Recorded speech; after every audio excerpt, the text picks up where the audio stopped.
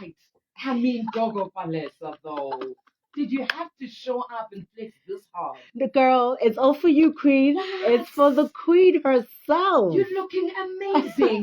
Thank you so much. My word. Let me tell you something. This outfit I bought last year already. Sure. For some reason, I couldn't wear it.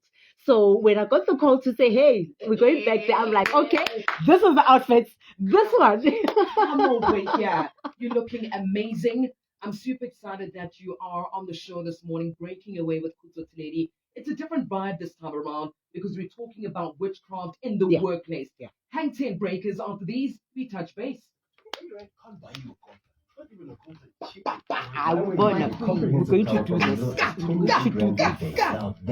going to show amazing. No, man. No. So green spiritually means love.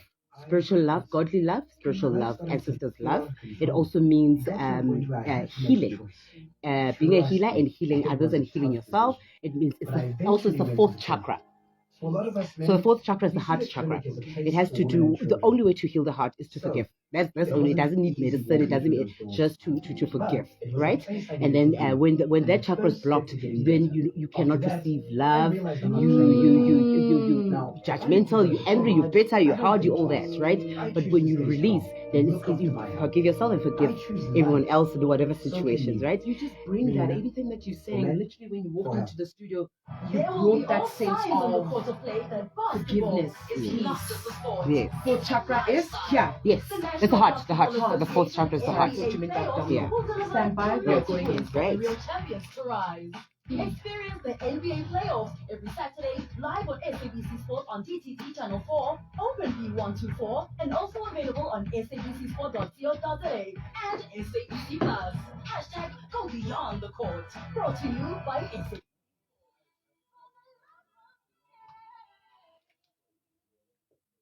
All right, breakers, let's do this, right? So every single Monday, we touch base on spirituality. And I love Mondays because, man, we've gone through a hectic weekend. You just want to break away from negativity, maybe just wanting to get into a space of understanding, especially from your spiritual side. So this morning, talking about witchcraft in the workplace, how prevalent is this? And how can we go about practicing and also protecting ourselves in the spiritual form, especially when it comes in warfare? Of course, we're joined by healer and spiritual coach, dream interpreter, and all-round just amazing soul, Gogo Palesa, joining us this morning. You know, I also bring up Gogo Nomi because you know how the conversations can go through anyone, any healer, and if it's meant to be spoken by you, Gogo Palesa, that's when you come through today. And I appreciate your time, I appreciate your energies, but how common is witchcraft when it comes to the workplace? Okay, so this today is actually full. This topic has come full circle. This is so personal, and also, you know,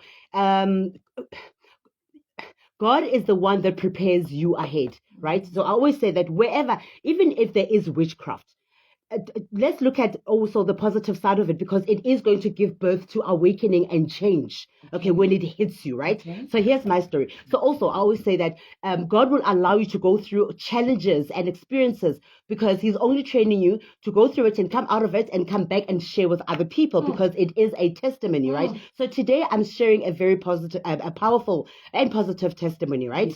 And actually Metro FM Studios also gave birth to awakening of my gifts, right? So many years ago, right? So I'm going to relate the story because people are also going to relate to it, right? 100%. Right. So many years ago, right? I had no idea about this gift, right? And it was awakening, and it was showing me flames, right? And because you know, mind, body, and soul are not aligned, right, at the time, right? So and the person that God brought to my side at the time was Tiwa Touch, actually. Tiwa Touch is we like family friends, okay? But at that time, we were very close. And he was the one keeping me sane and alive because I was ready to give up. Whenever I go to the office, right? And listen, this was my dad's office. Rest in peace, my beautiful Papa. You're the best. I love you, Papa. So I was working for him at the time. Whenever I'd go to the office, hey man, I'm edgy. I don't want to be there. I'm experiencing headaches. and I'm irritable, but I knew that I needed to do whatever I needed to do and get out of there. But it was intensifying all the time. And after work, I'd hook up with Touch, and I'll be like, I'm not okay. And he could see that I'm not okay. What's happening? Well, whenever I go to the office, I feel this way and I don't want to be in that office, One day, so obviously, I aligned myself with God and the ancestors. I didn't know much about ancestors, but I knew that at home they would, burn impepo and white candle and pray and speak to ancestors. So I just did that, okay? And little did I know that it was actually God was protecting me aligning. So that's one of the things that we should do to protect yourself from any witchcraft. Align yourself with God and the ancestors, right? One day, here I am, walked into my office. And as I was about to sit down, the chair just tipped over, and I fell along with it. Guess what? God was showing me, look under your chair. There were things there. No. There was bed muti there. Was it in a package? Was it wiped on a seat? Was it powdery? What it was smeared under the seat.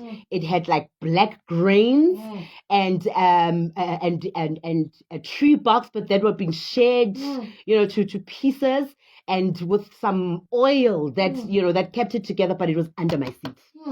Then I heard a voice say, "Go to your father's office." Okay. I went straight there. I went to his seat. I looked under his seat. Guess what? It was there.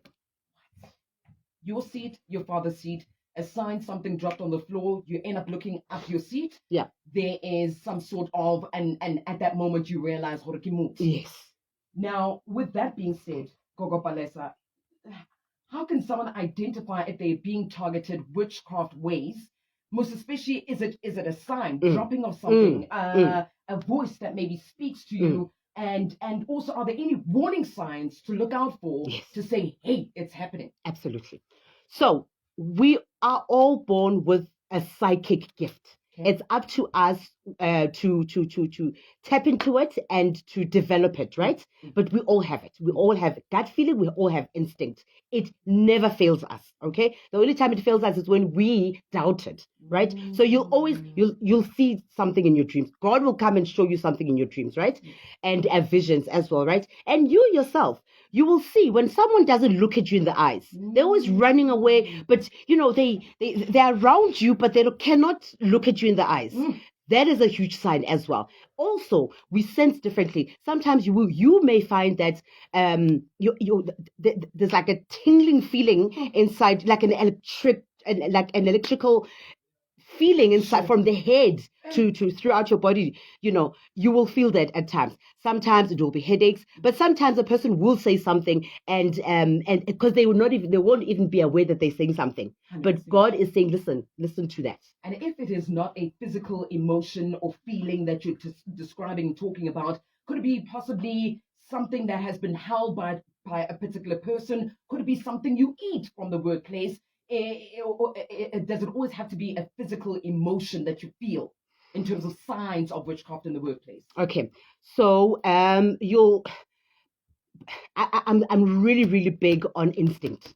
Sure. Okay, so also be careful. Don't just take food from anybody. Please do not just take food from anybody. Even if it means that you'll go hungry the whole day, rather go hungry, because you going hungry means that you are fasting. And when you want to demolish the demons, fast.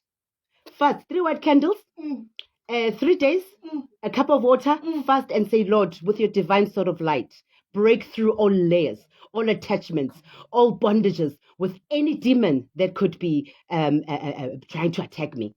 Gogo Palesa, because we're running out of time, I'm going to slap bang 2 questions here. Is it possible to confront a colleague who is participating in witchcraft and like you're saying, the signs, maybe they bring in particular things for you to ingest, like you're saying, be careful, rather fast, don't eat at work. But is there a way to confront somebody that you assume is messing around with witchcraft as a colleague? Okay, so it's also wise to consult when you start seeing weird signs and seeing weird things. Okay, consult to find out what's happening, get validation, and also get cleansing. Okay, and get protection, and also if you're brave enough, because I'm the type, I'm very brave. I'll go straight to the person and say, man, it's your things, man. It doesn't belong to you. Sorry, man, I found it under my seat. Here you go. Ask easy. Oh, no, also,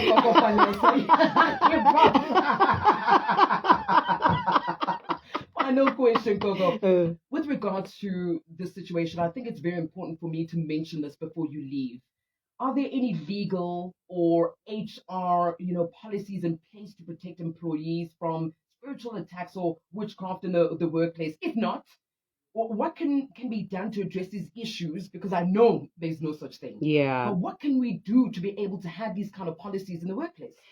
I think firstly, it is important that these policies somehow are implemented. Someone has to stand up and do something about it, because this thing is very common, right? Mm-hmm. I haven't been in the corporate space forever. The last time I was in corporate was before I went into initiation. So I don't know how they're doing things, but I know that if they don't have any policies, it's going to be difficult for even to prove that someone is bewitching you, because when you're not in that world, you're like, man, I don't know what you're talking about, Vanessa. I ask.